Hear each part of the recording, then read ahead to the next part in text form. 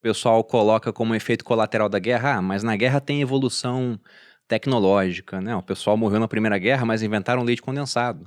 Então, colocam lá. Tem o benefício, teve invenção do protetor solar. Só que tem um ponto, que é uma ideia de economista francês, o Frédéric Bastiat, que é a questão da janela quebrada. Ele fala da falácia da janela quebrada. O pessoal na economia diz muitas vezes assim, não, o Estado tem que gastar mais, como se ele fosse gerar aquele recurso do nada e não fosse tirar de outras áreas, né? Ou até criando dinheiro do nada, ele acaba inflacionando também o dinheiro, é ruim. Mas é a seguinte ideia, que serve para guerras. Se você tem lá um garoto que quebra uma janela do Grupo Prima, que ele foi lá e quebra, isso vai obrigar a gente a contratar um vidraceiro. Aí tem muita gente que olha para aquilo e fala, tá vendo? Tá estimulando a economia no final das contas, porque isso é o que se vê. Mas o pessoal não vê que esse dinheiro que a gente gastou para consertar a janela seria gasto em outras coisas se não tivessem quebrado a janela.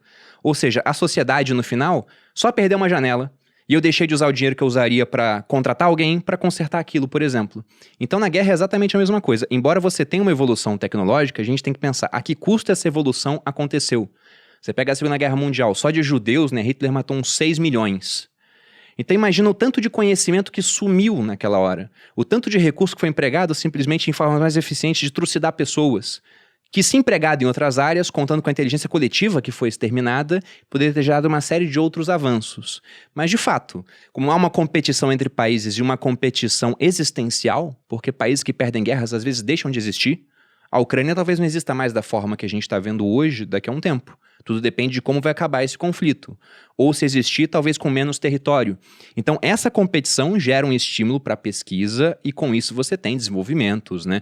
Quase tudo que a gente usa hoje em termos de comunicação, Carlos pode falar melhor disso, veio da área militar, pô. O pessoal inventou e depois acabou no meio civil, como o próprio GPS que você citou. Pegando um gancho que você falou das perdas, né? Voltando um bocado na história, o período que a gente conhece como Idade das Trevas, Idade Média, né? Quem já leu aí Bernard Cornwell, né? A trilogia lá das as Crônicas Saxãs. Trilogia não, acho que são 7 livros, né? As Crônicas Saxãs tem um ponto que eu achava muito interessante quando, depois da queda do Império Romano, né? Lá no Reino Unido, um saxão olhava assim um prédio de pedra e falava assim, nossa, como é que os romanos eram bons, né? Porque a gente não sabe construir isso mais. E realmente, o personagem reflete assim, nossa, a gente vai construir um hall aqui de madeira, dura o quê? 10 anos.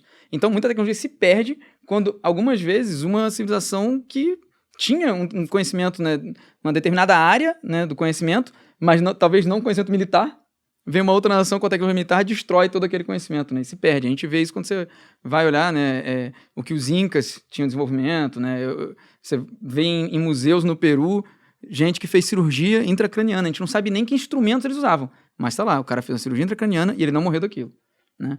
Agora, voltando para a questão da pressão que você comentou, eu acho que é bem isso. Como existe uma pressão muito grande de um país que pode desaparecer naquele conflito, aí é necessidade a mãe da invenção, né? A liberação de recursos. Com certeza. Tudo, normalmente o estado de sítio, né? Você autoriza as coisas mais rápido, né? Você tem que autorizar aquilo, porque senão o país acaba. E aí a pressão em cima das mentes criativas é muito grande, né? E aí muitas vezes até alguns parâmetros éticos são violados na guerra em virtude de, olha, se a gente não experimentar isso agora, né, a gente pode morrer. E aí tem esse contraponto, né? É um desenvolvimento tecnológico, mas com pesares, né? As coisas ficam em segundo plano, né? Tanto que muitas vezes um governante até usa a guerra como uma arma para unir a população contra um inimigo em comum. Você pega isso, vamos pegar antes de história, pensar em filmes. Você pega Independence Day lá, por exemplo.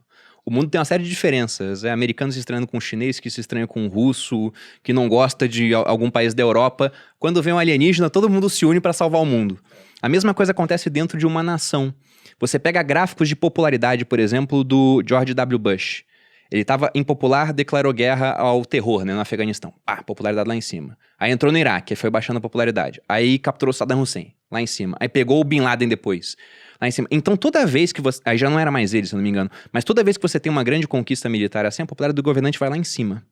Talvez o Putin, pensando em popularidade, tenha iniciado conflitos já com base nisso. Você pega a anexação da Crimeia... Quando ele invadiu também, ele conseguiu aumentar a popularidade dele. Até porque ele estava no momento de popularidade mais alta. Ele tinha acabado a Olimpíada de Inverno e tinha ido muito bem. Tem um documentário que mostra isso, aquele Ícaro, que mostra o pessoal se dopando para ganhar a Olimpíada de Inverno. Um esquema de Estado, né? Era os russos, o governo, por trás daquilo. Mas em termos históricos, a mesma coisa acontece. E aí você citou os Incas. Por coincidência, eu tô lendo um livro chamado Armas, Germes e Aço, estava comentando com o Gianuto, tá no meu clube do livro, é o 5º livro que a gente está lendo lá. E esse livro ele é muito interessante, porque ele mostra como essa questão tecnológica, ela define o que vai acontecer no encontro entre civilizações. Então, uma das perguntas que ele faz lá, por exemplo, é por que um punhado de espanhóis, segundo o livro 168 espanhóis, com Francisco Pizarro liderando, um cara que era analfabeto, conseguiu desarticular e dominar um império que era um dos maiores das Américas. Era só comparável aos astecas, que já tinham sido dominados antes pelo Cortés. E você chega à conclusão que não era porque o europeu era mais inteligente, alguma coisa assim. Não, era uma questão tecnológica. Então você viu uma civilização muito avançada em certos termos, mas que em termos militares era muito menos avançada. Aí de repente você tem, chegando o espanhol, primeiro que foi Carlos V que mandou as caravelas para cá, e não Atahualpa que colocou os incas em barcos para dominar a Europa, eles não tinham essa tecnologia. E quando eles chegaram, ficou clara a diferença tecnológica. A primeira delas, né, na questão de que eles tinham como fazer uma guerra biológica, mesmo que não quisessem. Porque como você tinha uma densidade populacional muito mais alta na Europa, surgiu uma série de doenças que não existiam nas Américas. 95% da população indígena morreu fruto de doença. Então, se os espanhóis chegassem com flores, o resultado teria sido muito parecido. Mas, por conta de doença, o imperador do Império Inca, ele morreu, o descendente dele, que ia assumir o trono também, aí teve uma guerra civil. Aí já pegaram o Império desarticulado. Aí esses espanhóis, embora fossem muito poucos, tinham armaduras de aço, tinham espadas de aço para enfrentar índios que tinham armamentos feitos de pedra e de madeira.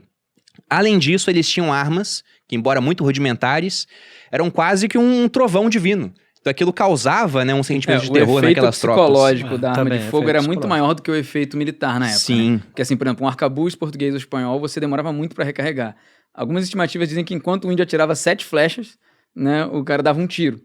Só que o efeito psicológico daquela arma era muito grande. Aí até um contraponto que eu queria puxar aqui, a gente falou muito digamos assim, do custo negativo, né, do desenvolvimento tecnológico da guerra, mas o outro lado, né, a questão positiva do que deriva disso, né? Então, assim, a gente pensar no desenvolvimento tecnológico pós-Primeira Guerra, desenvolvimento tecnológico pós-Segunda Guerra. A gente estava comentando que no início da Segunda Guerra você teve embates entre uma cavalaria com blindado e uma cavalaria com cavalo, no início da Segunda Guerra. E no fim da Segunda Guerra você já tinha... Poloneses com cavalo. A foto tem umas imagens bem interessantes. Mas o fim da guerra você tinha as bombas V2 alemães, né? Os mísseis... Os foguetes. Foguetes, né? Foguete não era teleguiado, que iam do continente para a Grã-Bretanha.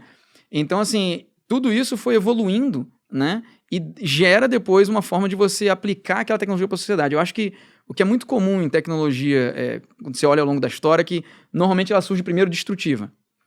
E depois a gente vai empregando ela de outras formas, né, mais inteligentes ou mais favoráveis, digamos assim, que não seja só para destruição. Isso acontece muito. O que se tem falado muito hoje em dia em tecnologia militar é falar em emprego dual. Porque, assim, algumas tecnologias surgem para emprego apenas na guerra. Quando acaba a necessidade daquilo, para o interesse de se desenvolver aquilo, e se você não achar uma forma de empregar aquilo no meio civil, aquele conhecimento se perde. E se perde mesmo.